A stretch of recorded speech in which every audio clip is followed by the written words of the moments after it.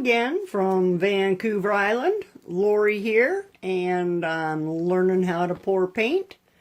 Sharing the journey with you, sharing the journey with myself so I can keep track of what I'm doing right and what I'm doing wrong. If it's your first time here, thank you for stopping in. Welcome. If you're coming back, thank you for coming back. I appreciate that for sure. Hope you're having a great day. It's always a great day for me when I get to come into the studio or the craft room and pour some paint. So let's get to it.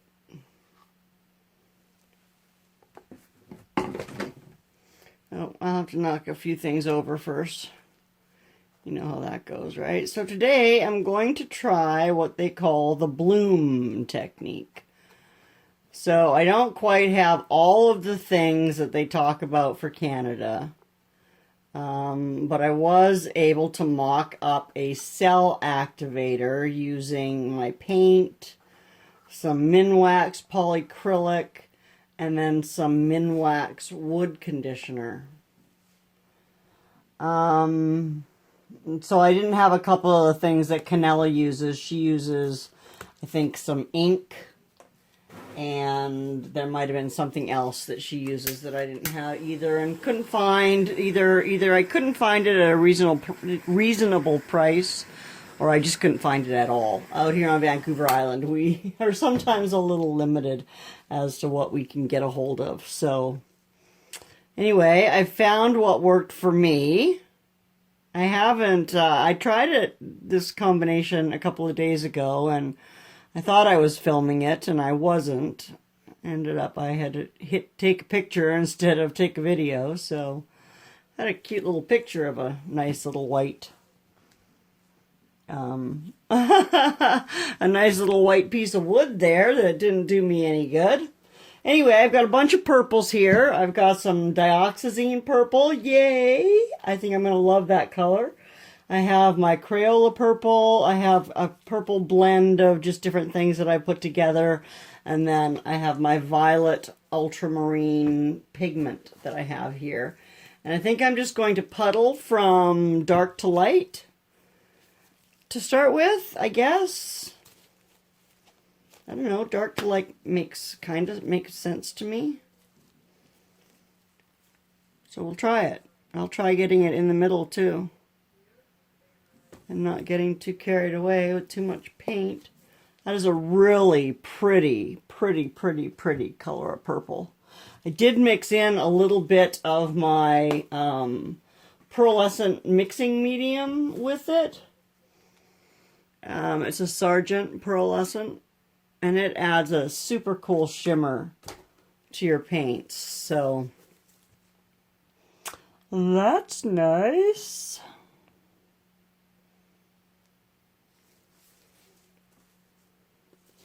Anyway, it's the end of February. I believe it's the 27th today. And so March is just around the corner, which means spring is just around the corner from that. Spring is probably my favorite season. I love getting out in the garden and planting everything and watching everything bloom. I've already got flowers coming up. I think my daffodils will probably bloom in another day or two. So that will be cool. Oh, and then I've also got a metallic silver here that I'm going to use, because apparently metallics are supposed to also give you some nice cell action. I'm going to do that, and then I'm going to come in with a little bit of this dark purple right in the center, just a drop. And now I'm going to come in with my pearl white cell activator. And we'll just go right in the middle. And I got to tell you, if you haven't if you're getting into this and you've decided that you like it and you're going to go for it, one thing that I really super recommend is that you get yourself some little cheap bottles, because they do make a world of difference in being able to control where your paint's going. You can see I'm totally lopsided. I live in a lopsided house. Pop these bubbles, and then I'm going to stick my big fat head in the way and blow this out. And try not to blow this little flimsy piece of wood all over the place.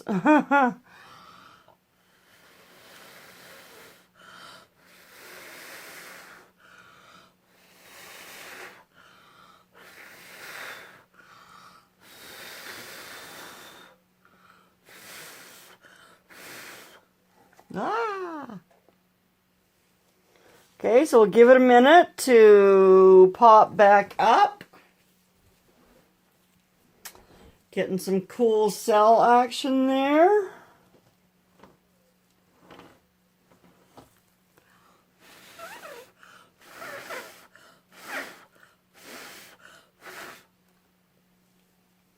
I wonder if I torch a little in here, if I'll get some of that color coming up. I'm going to give it a minute or two. You know, yeah, let's torch.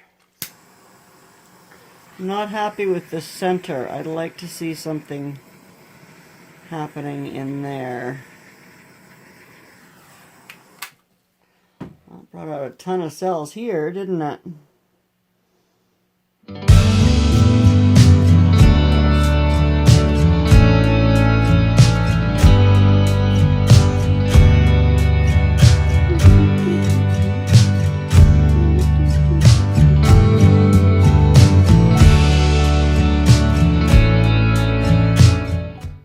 So, you know what? I'm not entirely loving the center of that.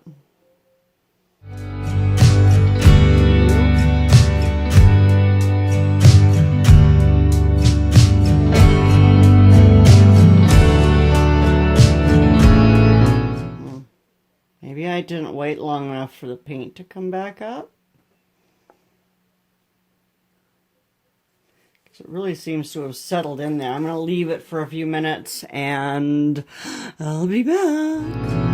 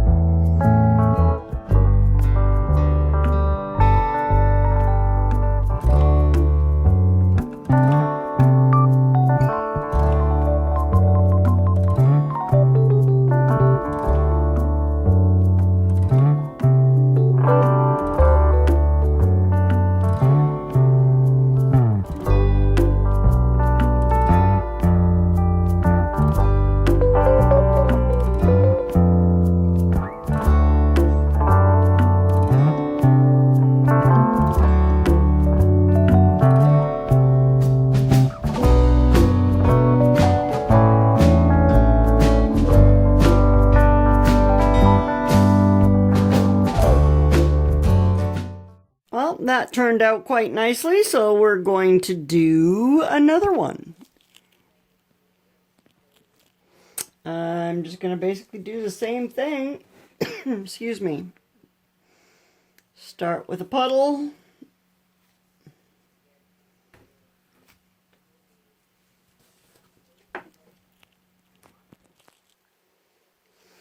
I am going to do the colors in a little bit of a different order. I'm still going to go dark to light, but I'm going to start this time with my silver.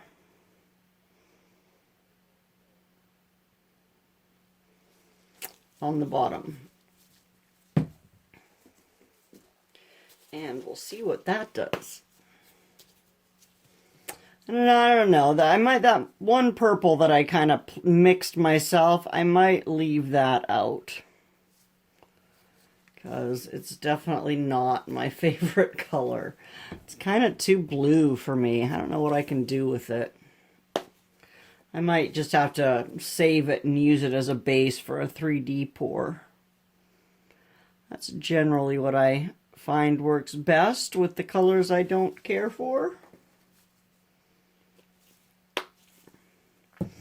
And then the mistake I made on the last one, I think, was I didn't let it sit long enough to let the paint resettle. And I had some issues with a little bit of a divot right in the center. So we'll see if we can't avoid that this time too.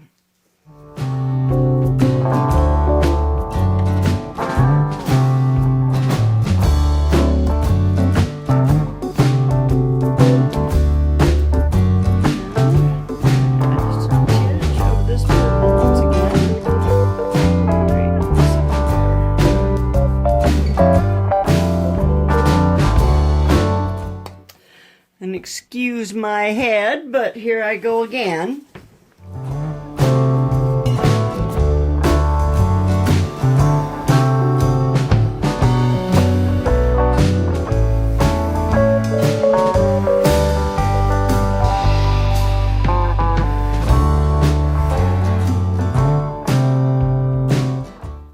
Okay, so let's leave it this time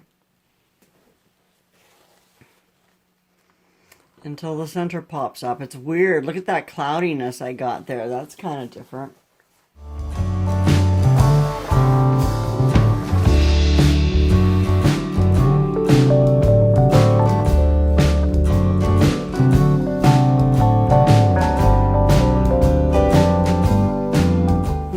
Well, let's try torching.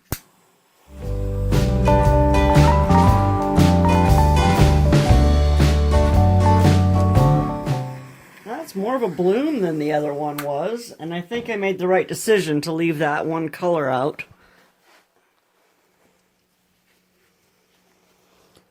Not 100% happy with it. I think I might need to stretch it a little bit. It needs to go just a touch.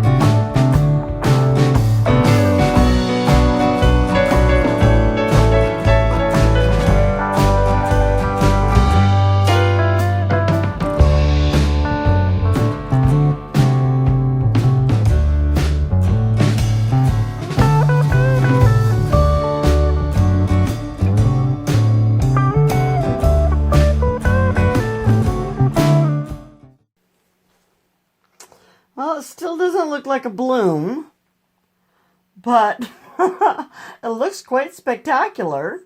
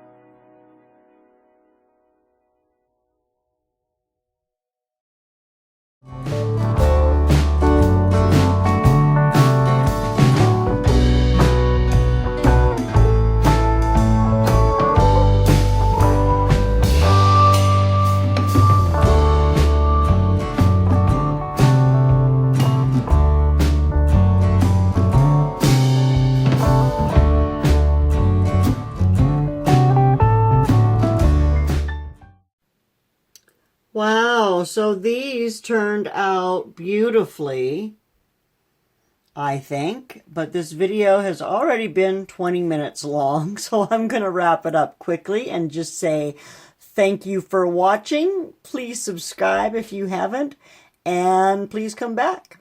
I'll see you next time. Bye now.